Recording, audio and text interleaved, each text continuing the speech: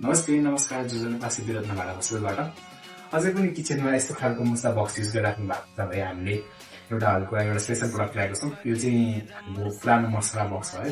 यस्तो खालको मसला बक्स अझै पनि युज गरिराख्नु भएको छ भने हामीले चाहिँ ल्याएका छौँ यो प्योर पित्तलले बनेको वाला मसला बक्स।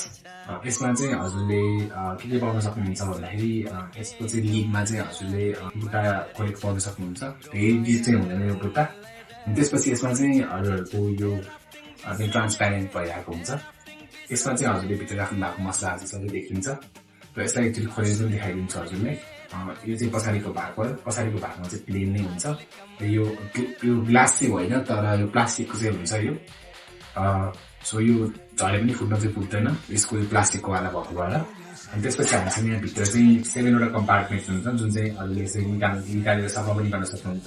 यसरी सकिसकेपछि राख्न पनि सक्नुहुन्छ। यसमा चाहिँ हजुरहरूले मसला चाहिँ मजाले राख्न सक्नुहुन्छ। यसमा चाहिँ मोस्टली चाहिँ ड्राई मसला चाहिँ राख्दाखेरि राम्रो हुन्छ, वेट मसला चाहिँ नराख्दाखेरि चाहिँ राम्रो हुन्छ। र यसमा चाहिँ हामीसँग अरू डिजाइनहरू पनि एभाइलेबल छ र यसले चाहिँ हजुरको किचनको शोभालाई एकदमै बढाइदिन्छ। जस्तै अब म तपाईँलाई लेफ्ट र राइटको दुईवटा कम्पेयर गरेर देखाइदिन्छु। यिनीहरू दुईवटा मध्येमा कुन चाहिँ राम्रो छ भने हजुरले आफूले देख्न सक्नुहुन्छ।